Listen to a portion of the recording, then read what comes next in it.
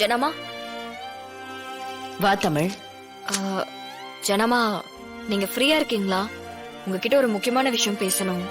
நான் பிஸியா இருந்தாலும் நீ பேசுறதுக்கு நான் டைம் கொடுப்பேன். உட்காரு. மா, அன்னைக்கு நடந்த சம்பவத்துல குற்றவாளி சிபி சாரும் இல்ல, உங்க பொண்ணு ஜெயராணியும் இல்ல. அப்புறம் அது இன்னொரு ஆள் ஜனாமா. தமிழ், அந்த துரோகிய நியாயப்படுத்தாத. அவளே தப்ப ஒத்துக்கிட்டு போயிட்டா. நீ எதுக்கு அவளுக்கு சப்போர்ட் பண்ணி பேசிட்டு இருக்க? அது நமக்கு எவ்வளவு பெரிய இழப்பு தெரியுமா? எவ்வளவு பெரிய அவமானம் தெரியுமா? அந்த சீக்ரெட் ரிலீஸ் ஆனதுல இருந்து எத்தனையோ பேர் எனக்கு கால் பண்ணி கேட்டாங்க, இவ்வளவுதான் உங்க கம்பெனியோட நம்பகத்தன்மையான. இப்படி எல்லா கம்பெனில இருந்து கேள்வி கேட்கறாங்க. நான் எந்த பிரச்சனைக்கும் பதில் சொல்ல முடியாம திணறி நிக்கிறேன். யார் கால்ஸையும் அட்டென்ட் பண்ணி பேசுறதுக்கு டைமும் இல்ல. இந்த விஷயத்துல எந்த பதிலும் சொல்ல முடியாம அமைதியா உட்கார்ந்துட்டு இருக்கேன். எனக்கு இப்படி ஒரு தர்ம சங்கடத்தை கொடுத்துட்டா.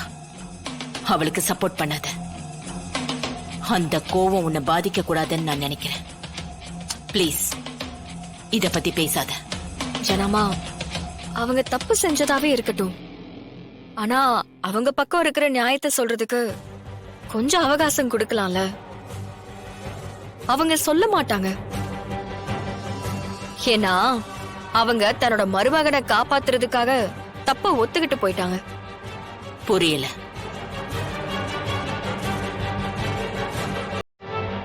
நீங்களே பாருங்க.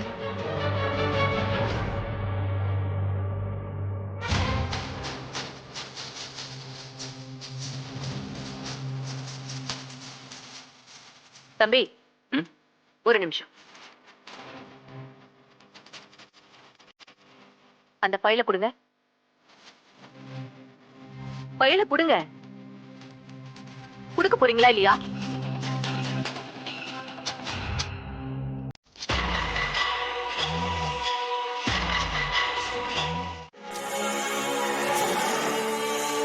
என்னது இது? மேடம், அது இவ்வளவு பெரிய ஃபைலுக்கு நடுவுல ஒரு வெத்து பத்திரத்தை வச்சு அதுலயும் சேர்த்து கையெழுத்து வாங்கிருக்கீங்க. என்ன பழக்கம் இது? மேடம், தெரியல மேடம். எனக்கு தெரியாம வந்திருக்கு மேடம். தெரியாம எப்படிங்க வரும்? என்ன ஏதாவது போர்ஜரி பண்ண பிளான் பண்றீங்களா? சச்சா, அதெல்லாம் இல்ல மேடம்.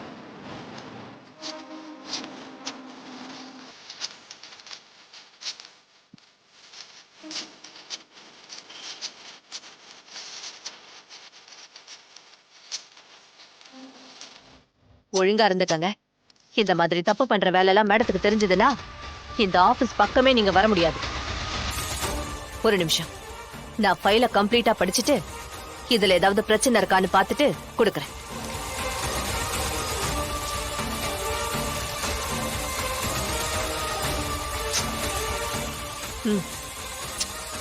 போங்க.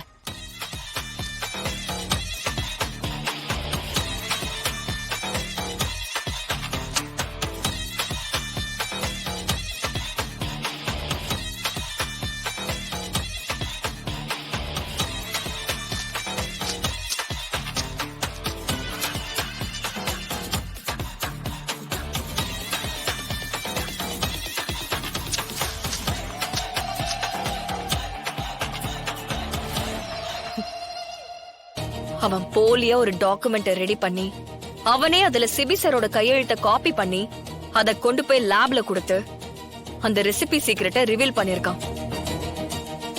இதுல சிபி சார் மேலயும் தப்பு இல்ல, ஜெயராணி மேலயும் தப்பு இல்ல. சொல்ல போனா ஜெயராணி இந்த தப்பு நடந்துடவே கூடாதுன்னு தான் முயற்சி பண்ணிருக்காங்க. ஜனமா, நீங்க தான் ஒன்னு அடிக்கடி சொல்லுவீங்க, தப்பு செஞ்சவனுக்கு என்ன வேணாலும் தண்டனை கொடுக்கலாம், ஆனா தப்பு செய்யாத ஒருத்தன் எந்த காலத்திலயும் தண்டனை அனுபவிக்க கூடாதுன்னு. அந்த உண்மை தெரிஞ்ச அடுத்த நிமிஷமே அவங்கள கூப்பிட்டு மன்னிப்பு கேட்கணும்னு சொல்லுவீங்க. நீங்க மன்னிப்பெல்லாம் கேட்க வேண்டாம். ஆனா அவங்க என்ன பொறுப்புல இருந்தாங்களோ அந்த பொறுப்பை நீங்க மறுபடியும் திருப்பி கொடுக்கறது தான் நல்லதுன்னு நான் யோசிக்கிறேன். இல்ல அவங்களால இன்னமும் தப்பு நடக்கும்னு யோசிச்சீங்கன்னா நீங்க அவங்கள கிட்ட கூட சேர்க்க வேண்டாம், விட்டுருங்க.